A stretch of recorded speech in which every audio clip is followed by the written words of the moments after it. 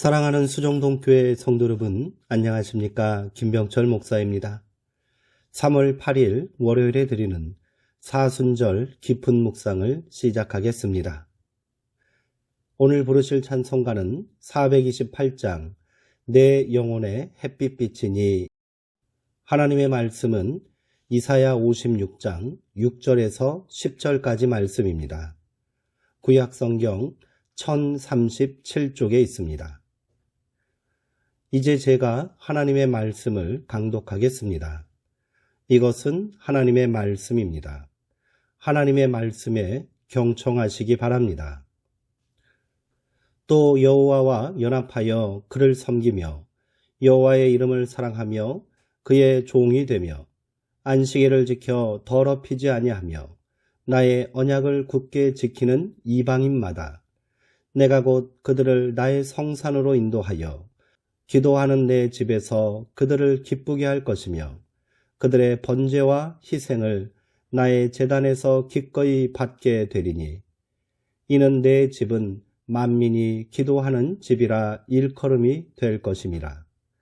이스라엘의 쫓겨난 자를 모으시는 주 여호와가 말하노니 내가 이미 모은 백성 외에 또 모아 그에게 속하게 하리라 하셨느니라. 아멘. 여호와와 연합하여 라는 제목으로 묵상 말씀을 나누도록 하겠습니다. 출래 불사춘이라는 말이 있습니다. 먼 옛날 오랑캐 땅에 잡혀간 한 여인의 마음을 헤아려 본 식구로 봄이 왔으나 봄을 느낄 수 없다는 말입니다. 남의 땅에 머물고 있는 이에게 꽃이 피고 새가 오는 봄이 봄 같을 리 없었을 것입니다. 남의 땅 바벨론의 포로로 잡혀가 있던 이스라엘 백성들이 느꼈을 마음도 이와 같았을 것입니다. 백성들은 그렇게 겨울을 살고 있지만 하나님께서는 그런 백성들에게 봄을 선언하시며 이들을 불러 모으십니다. 나라를 빼앗겼다 해서 거기가 끝이 아니라는 선언을 하신 것입니다. 다시 시작해보자고, 일어나라고, 돌아가자고 말씀하십니다. 봄이 되면 겨우내 볼 수 없었던 것들을 보게 됩니다. 눈 녹아 물이 흐르고 새싹이 돋는 것을 보게 되기에 봄에는 별명이 하나 있습니다. 새 봄입니다. 새 여름, 새 가을, 새 겨울도 없으니 새 봄은 봄만의 특권입니다. 포로된 백성들이 돌아오듯이 십자가 고난 이후 부활이 있습니다. 얼음 깨고 만나는 새봄인 셈입니다. 어찌 살아야 할까요? 6절의 말씀이 정답을 담고 있습니다. 여호와와 연합하여 그를 섬기며 여호와의 이름을 사랑하며. 이렇게 사는 이들은 절대로 봄을 놓치지 않습니다. 늘 새봄을 살게 됩니다. 이사야 56장은 새로운 예언을 시작하는 장입니다. 50여 년의 바벨론 포로기 역사를 마치고 고국으로 돌아온 이스라엘 백성들을 향한 예언의 말씀입니다. 한 세대가 넘는 긴 포로기의 삶을 마치고 고국으로 돌아온 이스라엘 백성들에게 예언자는 가장 우선적으로 회복해야 할 믿음의 과제를 선포하고 있습니다. 그것은 안식일의 회복과 준수입니다. 안식일은 창세로부터 하나님께서 제정하신 해방과 생명의 약속입니다. 하나님의 백성들은 안식일을 통해 자기 자신과 가족은 물론이거니와 자기 집에 머물고 있는 나그네와 종들, 심지어 가축까지도 안식하게 하므로 생명의 회복과 하나님의 은총을 나누어야 했습니다. 오랜 포로기의 삶을 마치고 고국으로 돌아왔을 때 이스라엘 백성들은 마음이 분주했을 것입니다.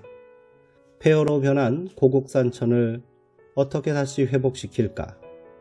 일상의 삶을 다시 일으켜 세우느라 쉴 틈이 없었겠지요. 그런데 하나님께서는 이들에게 먼저 쉬라고 말씀하십니다. 그러면 하나님의 구원과 공의가 너희에게 임할 것이라고 약속하십니다. 여기에 하나님께서는 모세를 통해 선포하신 안식일법을 개정하시고 확장시켜 주십니다. 그것은 안식일의 참여가 금지되었던 이방인들도 해방의 날에 초대받게 되었다는 사실입니다.